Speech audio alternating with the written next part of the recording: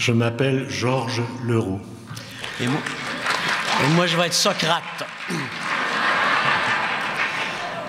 Nous allons vous lire une variation sur la République de Platon. Convient-il de les faire taire, Socrate? Sans doute, Thrasymach. Mais qui faut-il faire taire? Les orateurs ou le peuple?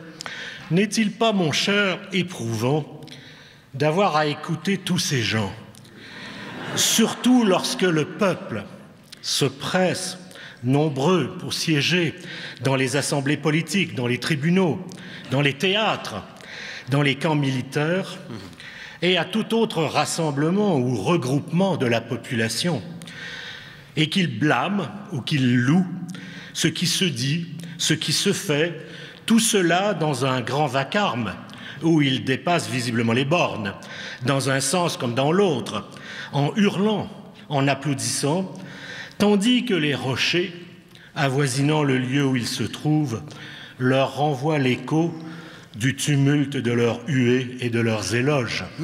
Tu veux donc faire taire le peuple, et peut-être tu as raison. Il vaut mieux qu'ils écoutent en silence et sans intervenir. On les manipulera facilement. Mais ceux qui parlent dans les haut-parleurs, valent-ils mieux? Ne faudrait-il pas plutôt faire taire ceux qui disposent du pouvoir de la tribune? Socrate, la question rend perplexe. Comment l'entends-tu? Pour quelle raison? Mais ne sais-tu pas ce que ces gens de tribune mettent de l'avant dans leur action quand ils échouent à persuader par la parole? Ne sais-tu pas qu'ils châtient par la dégradation civique, par l'exil, par la confiscation des biens et même par la mort celui qu'ils ne parviennent pas à convaincre? Mais bien sûr que je le sais. Ils sont liés à ceux qu'ils représentent. Mais ne faut-il pas mettre un terme à la turbulence populaire? S'ils croient juste de réclamer que tous leurs désirs soient satisfaits et qu'ils appellent cela liberté, ne sont-ils pas dans l'erreur? Ne faut-il pas leur rappeler leurs limites et surtout leurs devoirs? Ce n'est pas certain. Tous ces particuliers qui se font payer pour monter sur la tribune et haranguer les autres, ceux que ces gens-là justement appellent communicateurs, n'enseignent pas d'autre doctrine que celle-là même qu'adopte la population lorsqu'elle se réunit en assemblée. La meilleure manière de faire taire le peuple, n'est-ce pas pour eux, après tout, de répéter ce qu'il veut entendre? Ces gens ressemblent en cela à quelqu'un qui, dans le but de nourrir un animal, grand et fort, s'instruirait d'abord de ses instincts et de ses appétits, de la manière de l'approcher et de le toucher, des moments où il est de contact difficile et des moments où il est plus doux, et des raisons qui le rendent ainsi, des sons de voix qui, dans telles circonstances, le font pousser tel ou tel cri, et des sons qui l'adoucissent ou l'irritent. Après avoir appris tout cela, après avoir partagé l'existence de l'animal et consacré beaucoup de temps à l'observer, notre homme donne le nom d'art de la communication à son expérience. Il la systématise pour en faire un métier à l'intention des gens de pouvoir et se met à l'enseigner sans connaître véritablement dans ses doctrines comme dans ses comportements instinctifs ce qui est beau ou laid, bien ou mal, juste ou injuste. Il utilise tous ces termes selon ce qu'il veut faire croire au gros animal. Il appelle bonnes les choses qui lui font plaisir, mauvaises celles qui l'irritent, incapable par ailleurs de donner quelques fondements de raison à tous ses jugements. Au nom de Zeus, pareil énergumène ne te semblerait-il pas un individu bien étrange? Je pense bien, Socrate. Et alors, vois-tu quelques différences entre cet homme et celui qui conçoit l'art politique comme une manipulation perverse de l'instinct et des plaisirs d'une multitude hétéroclite réunis en assemblée et qui se croit capable de juger de politique? Si tu es d'accord avec moi, ne faudrait-il pas plutôt enlever le bâillon de la multitude et la laisser accéder à la tribune? Au moins, nous entendrions ce qu'elle pense, si c'est possible. Mais Socrate, ce serait courir le risque terrible du chaos, de la violence, et cela, nous ne le voulons pas. Mais ce risque n'est-il pas moins dangereux que le pouvoir des tribuns? et des communicateurs.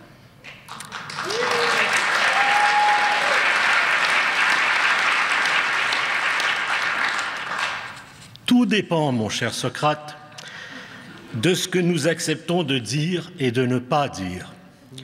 Par exemple, nous pouvons aisément les convaincre qu'ils sont frères et égaux.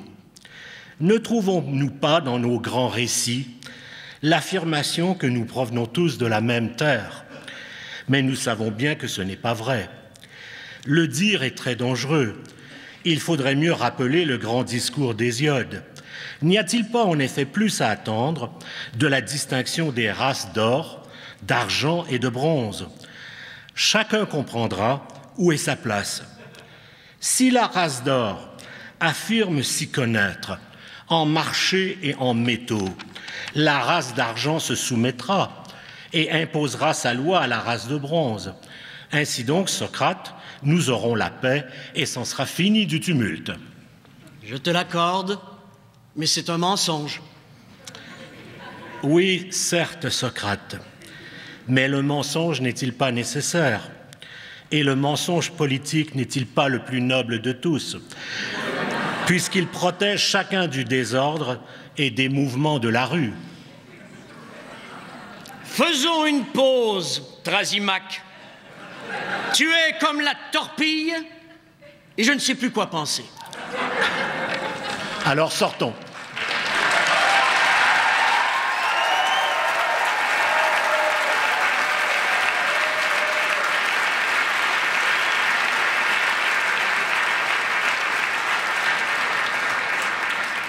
Maintenant, c'est à mon tour en solo. Merci, Georges. Un court poème pour ma grand-mère et tous les morts à venir qui nous sont aussi. Les mondes succèdent aux mondes. Peuple ancien, peuple épuisé, déjà accompli les gestes, déjà clos les yeux. Village vidé, peuplé d'ombres moulinantes, rangs de fantômes, fermes offertes au ciel muet. J'irai jeter les cadavres de ma vie sur le seuil des chapelles vides, Saint-Pierre-les-Béquettes, Saint-Agapit, Saint-Denis de Kamouraska.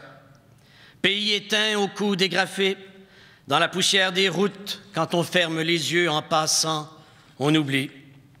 Votre voix tremblait et le fleuve n'a pas rendu le son des clameurs. Le fleuve, en son devenir immobile, a passé, a passé. L'esturgeon ne viendra plus au sommet des marées et l'anguille s'est dissoute dans vos mains trop lentes. Comme tout est vieux et comme notre sang est faible. Race antique, race épuisée, corps jeté contre la boîteau ou gisant sur les perrons d'église, la perle bleue du temps ne respire plus entre vos dents. Soir contrit des villes de province, vertige des rivières tonnantes. Sur les montagnes, il y a des croix comme des fanons mortuaires et des villages comme des dés trouant la nuit de leur angoisse solaire. Le paysage dit l'histoire des morts, vie des pierres et vie passée, et une envie de disparaître quand le cirque noir des collines se referme sur Kamouraska. Les îles du fleuve, fausses promesses, et les étoiles au ciel, bagues sur la faux d'oubli, mains refermées, prêtes à frapper. À quoi rêviez-vous? À quoi pensiez-vous? Quelle faible Floride lestait vos cœurs?